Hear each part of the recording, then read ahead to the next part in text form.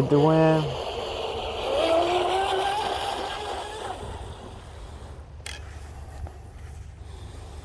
One more pass.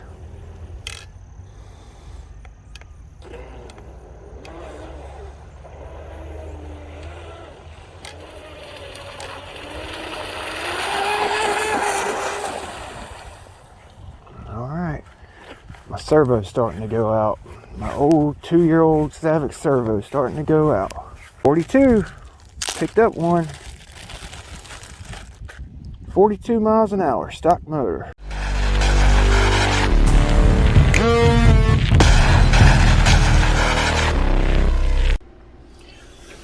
Got the Blackjack 24 back on the block. Gonna be doing some an upgrade, a servo upgrade, and we're gonna also install some water nipples for the water exits on the side of the boat. Try to keep a little bit of water out the boat, keep the inside drier, therefore making our electronics last longer.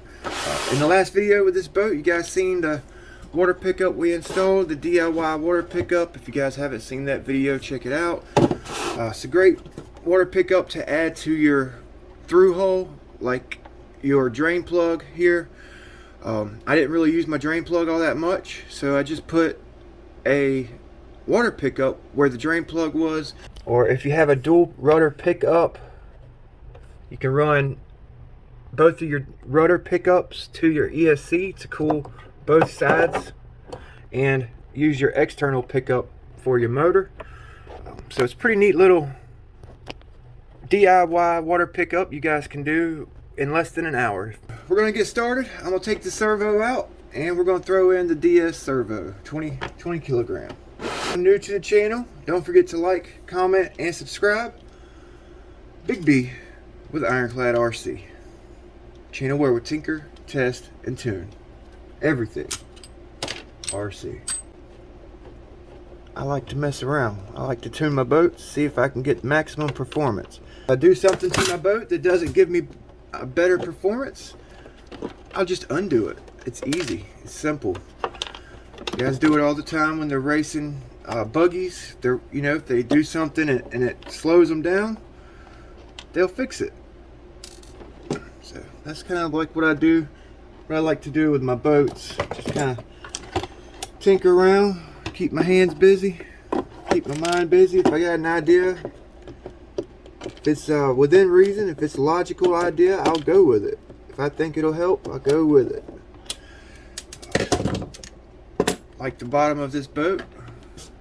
This is a plastic boat, and it didn't need to be blueprinted, but I kind of sanded it down. I took mill putty, filled in some of the low spots on the bottom of my hull, try to straighten the hull up so it sits flatter to the water.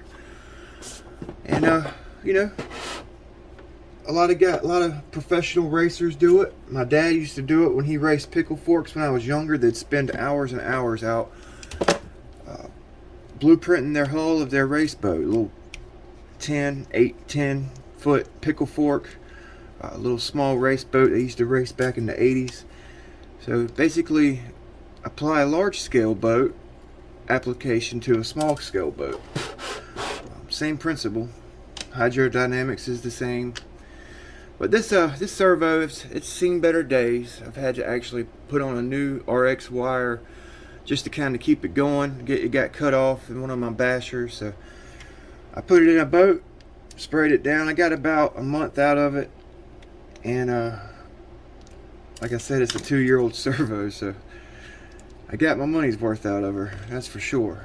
So it's a good servo. Good servo if you guys are looking for a good servo. I've had this thing in pretty much every one of my cars and boats. But just take your servo out, put your servo back on the mount like so. Pretty simple servo change. Go ahead and get these 2 screws on the mount first, and then mount your servo in the boat.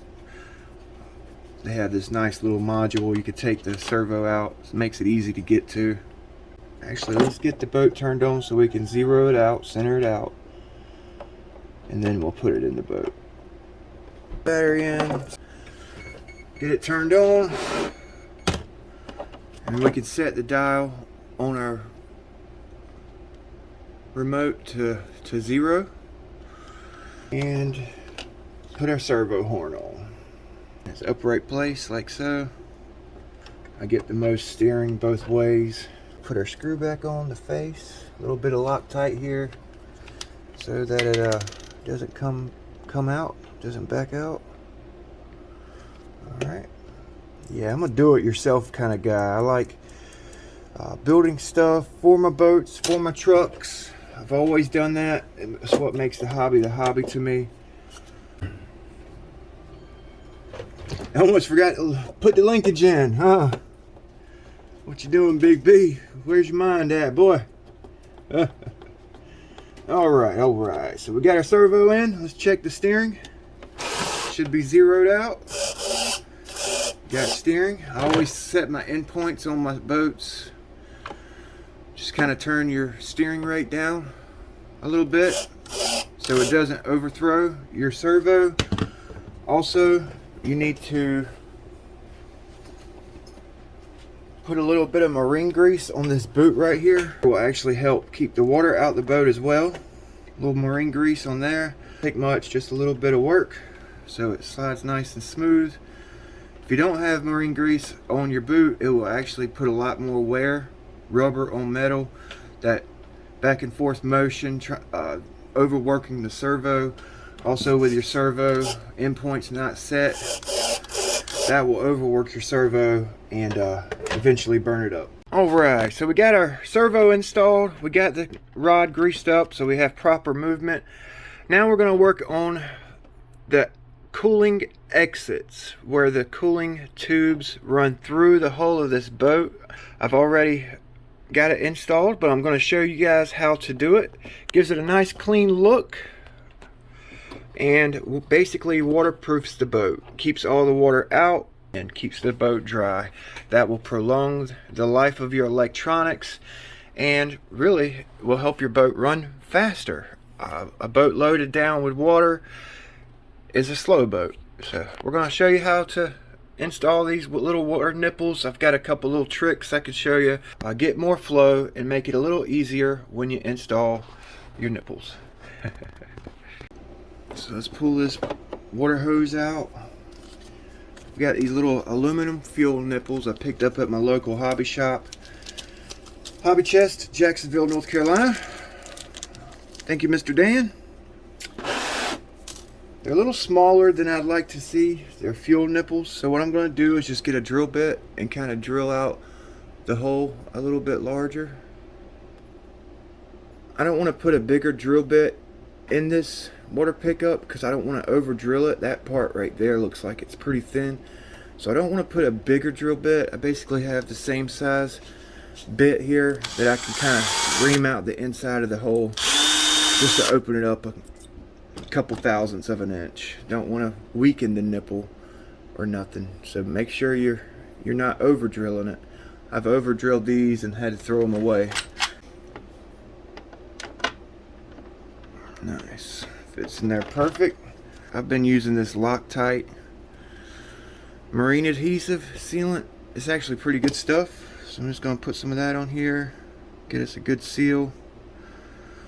It'll help keep the threads on so they don't back off. And then we'll just clean up the extra when we're done. Usually just put a little bit of that adhesive. It's real thick and it'll help my nut stick to my finger so I can slide it in there.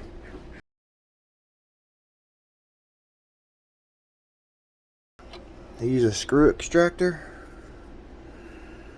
to kind of put on the inside of that nipple to hold it in place so I can tighten it down. Just if you're using a screw extractor like I am to hold it in place, just know that it could scar the inside of your nipple. So just use it with caution.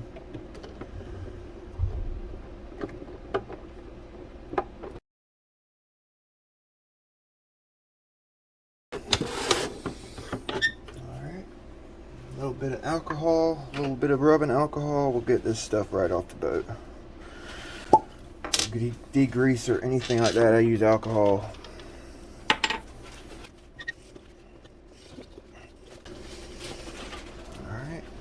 before I finish it up, I just kind of drill it out a little bit more while it's in the boat.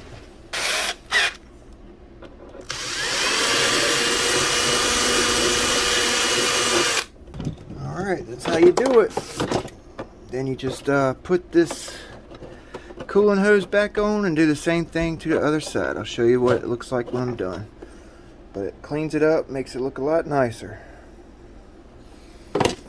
It's about the same size inside diameter and the water pickup hose. So we're not losing any flow.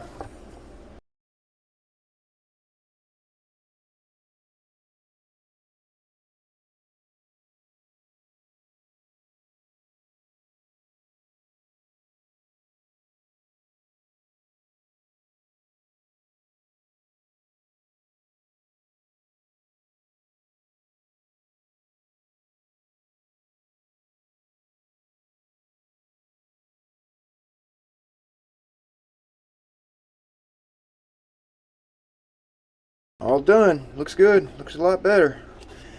Should help keep some of the water out the boat. Keeps everything in place. Pretty simple, pretty simple. You get different size nipples, water outlets, through-hole outlets for your boat. They have large, small, extra large.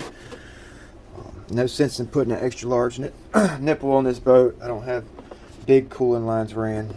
If I decide to change it out later on, I will. But these fuel nipples were only a couple bucks, and I didn't have to wait for shipping at my local hobby shop. I think they're for nitro fuel tanks. They work perfect for a through hole. Perfect. Should keep the water out the boat. Get a little bit more cooling with the external pickup. Next video, I'm going to show you guys how to make this pretty simple little strut extension to kind of taper off your strut to nothing. A little bit more hydrodynamic. So that'll be in the next Blackjack 24 video. Thank you guys for watching Ironclad RC, a channel where we tinker, test, and tune everything. Don't forget to like, comment, subscribe, and all that good. Ring the bells and all those whistles. We'll see you guys next time.